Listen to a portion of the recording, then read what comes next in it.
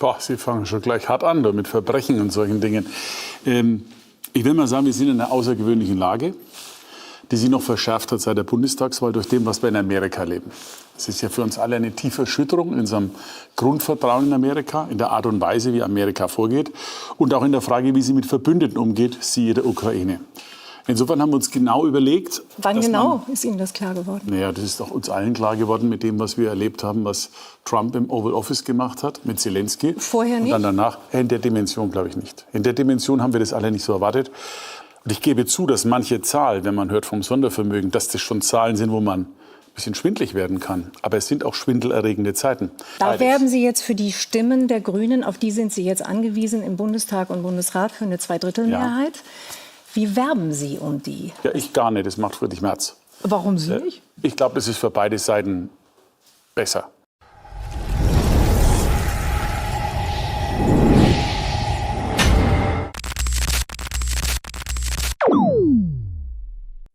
Willkommen in der Realität. Ungeschönt, ungefiltert, unangenehm für die da oben. Söder gibt sich mal wieder als harter Macher. Spricht von Sicherheit, Milliarden und Wehrpflicht. Aber wenn's ernst wird, sucht er nach Ausreden. Erst sagt er, mit den Grünen verhandelt er nicht. Und dann sitzen sie trotzdem mit am Tisch. Also was denn jetzt, Herr Söder? Ehrliche Politik oder nur Show für die Kameras? Dieses Interview zeigt perfekt, wie Politiker reden, ohne etwas zu sagen. Und wie sie uns am Ende doch die Rechnung präsentieren. Also schaut rein, lasst ein Like da und vor allem schreibt in die Kommentare, was ihr von diesem Politiktheater haltet. Auf geht's. Schön, dass Sie da sind und uns wahrscheinlich viel berichten werden von einer schwarz-roten Partnerschaft, die womöglich lieb, aber in jedem Fall teuer wird. Alles, was nötig ist, um unser Land, Deutschland zu schützen und zu stärken und Europa voranzubringen. So, zusätzlich zu dem Blankoscheck für die Verteidigung planen Sie ein 500 Milliarden teures Sondervermögen, was Sie genau vor der Bundestagswahl noch nicht wollten. Deswegen die erste Frage, Herr Söder, wenn Wortbruch in der Politik ein Verbrechen wäre, was bekämen Sie jetzt aufgebrummt? Boah, Sie fangen schon gleich hart an, mit Verbrechen und solchen Dingen. Ich will mal sagen, wir sind in einer außergewöhnlichen Lage, die sich noch verschärft hat seit der Bundestagswahl durch dem, was wir in Amerika erleben. Es ist ja für uns alle eine tiefe Erschütterung in unserem Grundvertrauen in Amerika, in der Art und Weise, wie Amerika vorgeht und auch in der Frage, wie sie mit Verbündeten umgeht, siehe der Ukraine. Insofern haben wir uns genau überlegt... Wann genau ist Ihnen das klar geworden? Naja, das ist doch uns allen klar geworden mit dem, was wir erlebt haben, was Trump im Oval Office gemacht hat mit Zelensky. Vorher nicht? Und dann danach, in der Dimension glaube ich nicht. In der Dimension haben wir das alle nicht so erwartet. Und auch in der Radikalität. War es vorher klar mit der Wiederwahl von Donald Trump, was der auch von den NATO-Verbündeten erwarten würde? Ja, aber da glaube ich, denken alle, dass man das natürlich miteinander verändern muss und auch mehr machen muss. Aber mit der Radikalität, mit der Entscheidung, mit dem Auftreten oder auch übrigens jetzt mit dem Abstellen, wenn Sie das sehen in der Ukraine, der einzelnen Sicherheitsmaßnahmen für die Ukraine selber, die mitten im Krieg steht, wir können uns, glaube ich, nicht mehr so darauf verlassen wie früher. Das ist, wissen Sie, wie ich das so empfinde, wie wenn Mama und Papa über Nacht sagen, so raus hier, du musst jetzt rausgehen, du kriegst von uns nichts mehr, hau ab, so ungefähr. Und in dem Gefühl muss man entscheiden, was fürs Land das Richtige ist. Versucht man, sich so durchzumogeln oder geht man richtig ran? Das haben wir jetzt versucht, und zwar einfach eine Ermächtigung zu geben. Eine Ermächtigung zu geben, dass unser Land bestmöglichst schützbar ist. Auch wirtschaftlich übrigens. Wenn Sie sehen, wie die Woche die Chinesen entschieden haben, bei Automobil, auch mit Verschuldung massiv Konkurrenz zu machen, wollen wir einfach konkurrenzfähig sein. So, weil Sie vorher aber noch vor ganz kurzer Zeit mit Schulden überhaupt nichts zu tun haben wollten, gibt es gewichtige Leute, die Ihnen Wortbruch vorwerfen. Ich möchte einmal zitieren, Ihr Vorgänger im Amt, Sie haben es gelesen, Horst Seehofer, wirft Ihnen heute in der Bild am Sonntag diesen Wortbruch vor. Er wird zitiert mit, die 1000 Milliarden Euro neue Schulden stimmen nicht mit dem von uns versprochenen glaubwürdigen Politikwechsel überein. Das sei schmerzlich und das Gegenteil dessen, was wir vor der Wahl gesagt haben. Wie schmerzlich ist es für Sie, dass die eigene Partei, der eigene Vorgänger Ihnen das vorwirft? Also heute hat unser Vorstand einstimmig beschlossen, den Weg zu gehen. Übrigens die beiden hoch engagierten Ehrenvorsitzenden Theo Weigel und Edmund Stoiber haben das genau unterstützt, weil sie sehen, und ich gebe zu, dass manche Zahl, wenn man hört vom Sondervermögen, dass das schon Zahlen sind, wo man ein bisschen schwindelig werden kann. Aber es sind auch schwindelerregende Zeiten. Und ich finde, in einer solchen Situation muss man das tun, was man für das Beste fürs Land erachtet. Man kann da auch natürlich in alter Schönheit sterben, aber man muss auch in einer Kompromisssituation, wie eine Koalition erfordern, Entscheidungen treffen. Was ich aber auch finde, und deswegen gefällt mir das Wort nicht, ich finde, dass man die Schuldenbremse nicht abschafft. Man hat sie an einer Stelle geöffnet für die Verteidigung, was ich für richtig halte. Weil du brauchst auch langfristige Planung gegenüber Waffen- und Rüstungsunternehmen, die übrigens auch für die Wirtschaft der Bundesrepublik dann eine Rolle spielen kann. Und das Zweite, wir haben zentrale Wahlversprechen erfüllt, zum Beispiel bei der Migration, das ist ein echter Richtungswechsel. Zum Beispiel bei der Wirtschaft, das ist ein echter Richtungswechsel. Und wenn Sie mir das gestatten noch, ich finde, zu investieren in Schulen, in Infrastruktur, in Bahn, ist auch etwas für die nächste Generation, jedenfalls besser, als Ihnen das zu überlassen, dass das Ganze marode ist und Sie es später bezahlen. Aber jetzt haben Sie gar nicht so Horst Seehofer gesagt. Der ist so sauer darüber, der wirft in dem gleichen Interview vor, dass Sie 2 Landtagswahlen und 2 Bundestagswahlen die schlechtesten Ergebnisse für Bayern eingefahren haben. Der spricht Ihnen geradezu den Führungsanspruch ab. Nein. Also erstmal wir haben uns eigentlich vereinbart, dass wir übereinander gar nichts sagen wollen. Ich halte mich dran. Das hat ja schon mal nicht geklappt. Naja, ich habe mich nur gefreut. Ich habe ihn seit über 6 Jahren nicht gesehen. Und ich freue mich, dass er offenkundig noch ganz munter ist. Gut, Sie müssen zugestehen, dass die Wortbrüchigkeit, über die Horst Seehofer spricht, oder Sie würden vielleicht sagen, Wendeheisigkeit, etwas ist, was Sie selbst zugegeben haben, nämlich diese Woche Mittwoch beim politischen Aschermittwoch. Wir waren früher Napoleon, um Königreich zu werden. Und wir waren rechtzeitig dagegen, um es zu bleiben. Und seit jener Zeit wird von König zu König, von Ministerpräsident zu Ministerpräsident ein geheimer Brief übergeben, in dem die Wechselfähigkeit und Wendefähigkeit zum Grundprinzip bayerischer Diplomatie erklärt wird. Man muss wissen, wo man richtig steht. So ehrlich habe ich Sie selten gesehen, Herr Söder. Ich bin immer ehrlich, gerade wenn ich bei Ihnen bin, ist der Drang noch besonders größer als sonst. Aber die Wahrheit ist, erstmal ist das natürlich beim Aschermittwoch gewesen. Und ein bisschen Humor, Sie müssen ausschmunzeln, gehört dazu. Aber es stimmt übrigens, die Preußen waren immer sehr militaristisch. Die Bayern waren nie so gut im Krieg führen. Wir waren immer mehr Diplomaten und das sind wir bis heute geblieben. Also passen Sie Ihre Politik immer der aktuellen Lage an oder haben Sie auch sowas wie Prinzipien? Wendeheisigkeit, Verbrechen und jetzt keine Prinzipien. Wendeheisigkeit haben Sie gesagt. Muss ja schon mal haben sagen, Sie gesagt. ja, geht ja wirklich. Also das ist schon. Das Verrückte ist ja, darf ich kurz sagen, natürlich haben wir haben ja auch Wahlversprechen jetzt zentral erfüllt. Ich sage mal das Thema Migration, Zurückweisung der Grenze, Afghanistan-Flüge nach Afghanistan jetzt machen. Aber Straftäter, aber nicht mehr Leute zu uns bringen. Bleiben wir noch mal beim Geld und diesem Fall. Das Verrückte dabei ist ja, SPD und Grüne haben ihrerseits 3-stellige Milliardeninvestitionen vorgeschlagen, was Sie vor der Wahl abgelehnt haben. Und jetzt machen Sie genau das, Sie setzen das durch. Wie fühlt sich das für Sie an, eine der zentralen Forderungen von Robert Habeck durchzusetzen? Würde ich so nicht sehen. Also zunächst mal war der Vorschlag immer nur die Schuldenbremse quasi von vielen abzuschaffen. Der hat auch einen 40 Milliarden Deutschlandfonds vorgeschlagen. Moment. Sie fragen mich ja, was meine Meinung ist. Wir haben das so empfunden, dass Robert, und wie ich fühle. Ich fühle mich okay. Vor allen Dingen fühle ich mich deswegen okay, weil ich ein Gefühl habe, dass wir in dem Land auch Kompromisse finden können. Ich meine, die Wählerinnen und Wähler haben uns ein ordentliches Wahlergebnis gegeben, den Bayern das Beste, jedenfalls derer, die in der Regierung sind, der CSU. Aber sie haben uns keine absolute Mehrheit gegeben. Das heißt, wir können nicht einfach nur in Schönheit sterben und sagen, egal was, wir setzen 100% durch, wir müssen einen Kompromiss finden. So. Der Kompromiss ist, dass es zentrale Reformen gibt bei Migration und Wirtschaft. Und umgekehrt aber auch Infrastruktur muss gestärkt werden, nicht nur Verteidigung. Und da werben Sie jetzt für die Stimmen der Grünen, auf die sind Sie jetzt angewiesen im Bundestag und Bundesrat für eine Zweidrittelmehrheit. Ja. Wie werben Sie um die? Ja, ich gar nicht, das macht Friedrich Merz. Warum Sie nicht? Ich glaube, das ist für beide Seiten besser. Weil zum Thema Prinzipientreue, da habe ich meine klaren Aussagen, Ideen. Ich will Ihnen aber eines sagen, und das finde ich schon jetzt mal wichtig, noch mal zu diskutieren. Es geht ja jetzt nicht um ein Parteiinteresse. Es geht auch nicht bei der Grundgesetzänderung um eine Art von verdeckter neuer Koalition. Die Bürger haben sich entschieden in ihrer Entscheidungsfindung, dass die Grünen eher nicht in der Regierung sind. So. Das Wahlergebnis muss man respektieren. Aber es geht jetzt um Verantwortung fürs Land. Beim Sondervermögen damals, als Olaf Scholz die Zeitenwende ausgerufen hat die Union sich entschieden, mitzumachen, ohne große Forderungen zu stellen, weil wir überzeugt waren, es ist fürs Land wichtig. Deswegen ist unsere Idee und Vorstellung, natürlich wird man an Punkten reden. Zum Beispiel finde ich es richtig, dass man über Energie, das steht ja auch in dem Sonderprogramm drin, wir wollen Energiepreise senken, wir wollen Erneuerbare stärken, wir wollen Fusionsenergie voranbringen. Das ist alles okay. Ich war nur heute ein bisschen überrascht, wenn ich ehrlich bin. Ich hatte gedacht, es geht mir um Emotionen, aber heute habe ich gelesen, dass die Länderminister der Grünen fordern, nee, es geht nicht um Gefühle, es geht wie immer halt ums Geld.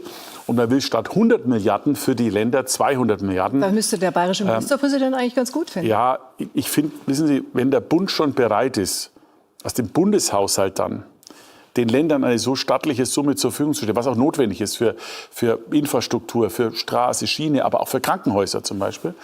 Ich finde, man muss das schon irgendwie kooperativ machen. Also diesen Vorschlag finden Sie nicht richtig, den lehnen Sie ab. Na, mein Gefühl ist, der wird bewusst aufgestellt.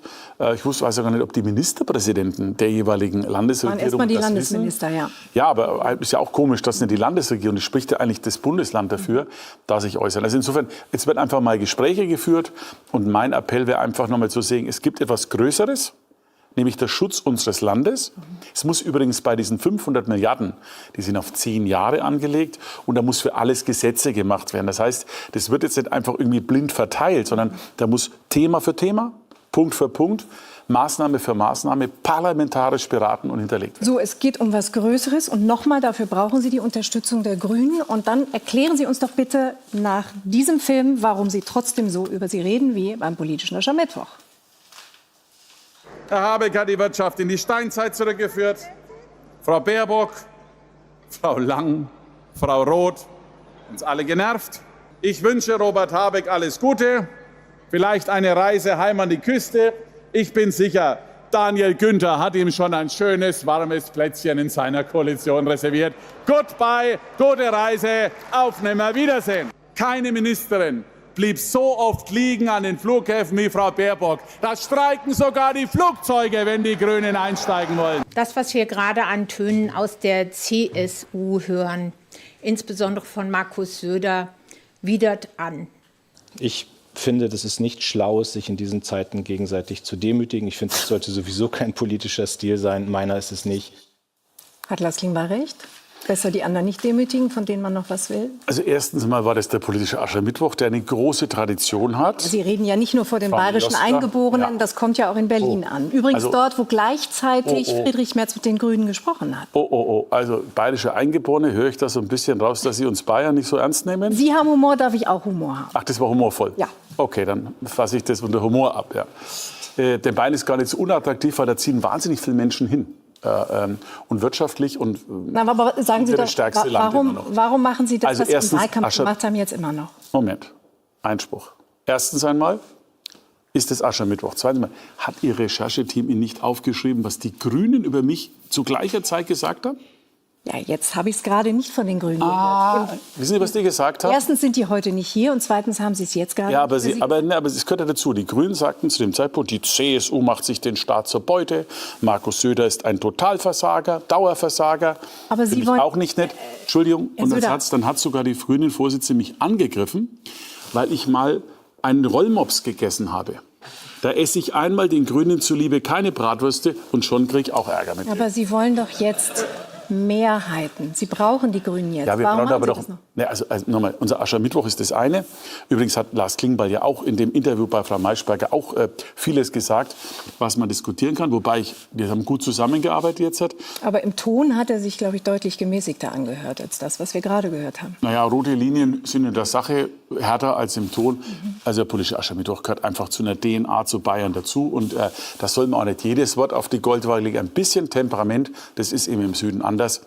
Frau Hasselmann hat ein anderes Temperament als ich, das ist aber mal so. Jetzt geht es aber nicht um sowas, nicht jedes Wort auf die Goldwaage legen, sondern entscheiden, auf was kommt es an, auf persönliche Befindlichkeiten oder um die Sache fürs Land für mindestens 10 Jahre.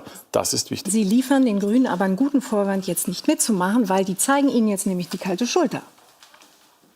Mit dem, was heute vorgestellt wird, ist klar, wofür das Geld genutzt werden soll, das wir mit zur Verfügung stellen sollen. Und ich sage es deswegen in aller Deutlichkeit, von einer Zustimmung sind wir heute weiter entfernt als in den letzten Tagen.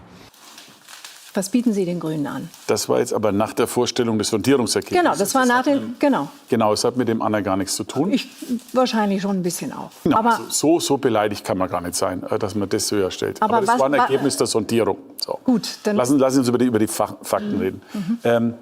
Also man wird sicherlich reden, wie man das eine oder andere machen kann, aber da hat Friedrich Merz die er Verhandlungsführung. hat jetzt heute gesagt, im Deutschlandfunk Klimaschutzmaßnahmen würde er berücksichtigen. Welche?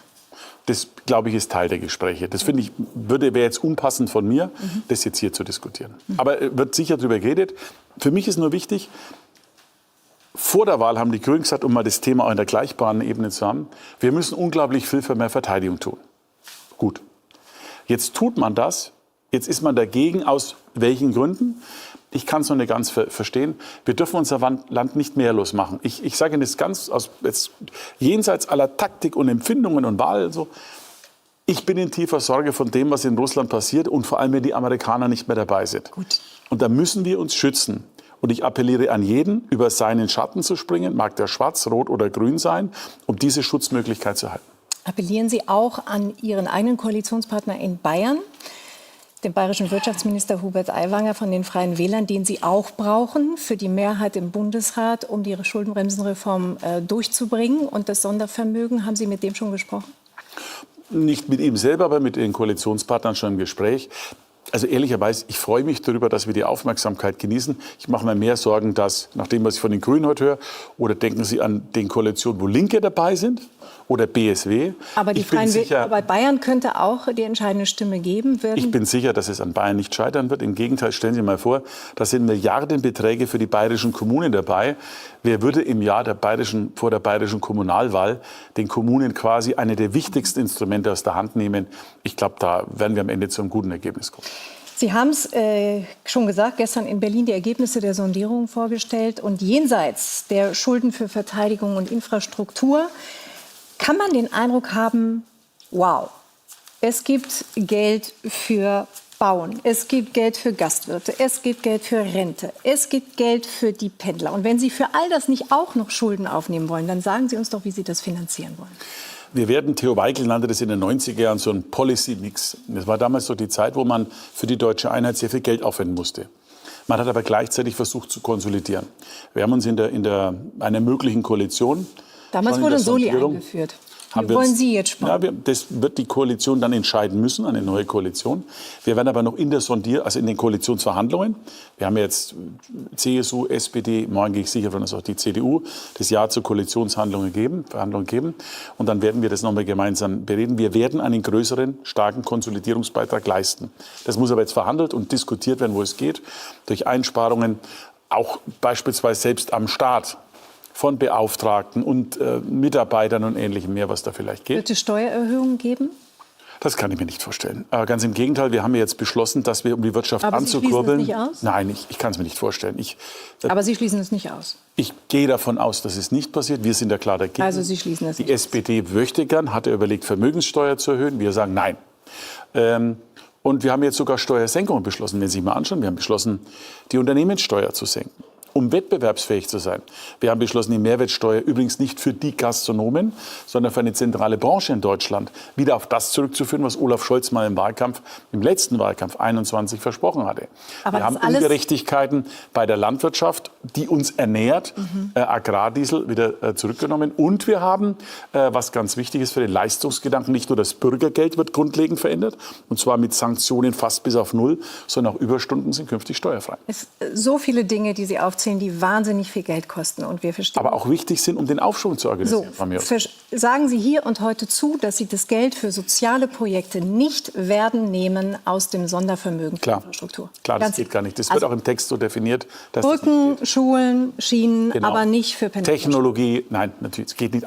Geht auch zum Beispiel, ging auch nicht für die Rente, was ja eine der großen Herausforderungen ist. Wobei ich persönlich sagen muss, ich lese jetzt auch viel, wie viele sagen, da muss man bei den Rentnern kürzen. Es gibt sehr viele Leute, die sagen, da muss rangegangen werden. Ich tue mich da persönlich immer ein bisschen schwer, weil da geht es um Lebensbiografien von Menschen, denen man irgendwie erklärt, dein ganzes Leben ist jetzt vielleicht weniger wert. Deswegen sage ich auch ganz offen mit der Mütterrente, weil das immer so, da wird immer so drüber weggegangen, das ist so eine Wohltat. Unglaublich viele Frauen in Deutschland haben, gerade im Westen, weil es nicht so die Kinderbetreuungsmöglichkeiten gegeben hat für Kinder, die sonst eher in unserem Alter dann heute sind, konnten sie nicht arbeiten, weil es keine Kinderbetreuung gab. Deswegen haben sie sich allein der Familie gewidmet, darum haben sie weniger einbezahlt und bekommen heute weniger raus und viele haben kleine Renten. Da eine kleine Gerechtigkeit zu machen, finde ich den Müttern gegenüber mehr als. Was Markus Söder in diesem Interview abzieht, ist reine Augenwischerei. Erst poltert er gegen die Grünen, erklärt großspurig, dass er mit ihnen nichts zu tun haben will. Und dann, plötzlich sitzen sie doch mit am Verhandlungstisch. Was soll das für eine Show sein? Und dann versucht er uns noch zu verkaufen, dass diese 9 Milliarden Schulden notwendige Investitionen sind. Na, wie viel davon landet wohl bei irgendwelchen NGOs? Und wer zahlt am Ende die Rechnung? Natürlich wir, Bürger. Vor der Wahl hieß es noch, dass die Schuldenbremse eingehalten wird. Jetzt wird sie plötzlich flexibel ausgelegt. Und dann kommt auch noch das Märchen vom europäischen Atomschutzschirm, um noch mehr Kosten zu rechtfertigen. Ehrliche Politik? Fehlanzeige. Stattdessen wird uns wieder eine Show geliefert, während sie im Hintergrund weiter die Kassen plündern. Was meint ihr? Söder, Macher oder Märchenerzähler? Schreibt's in die Kommentare. Bis zum nächsten Mal.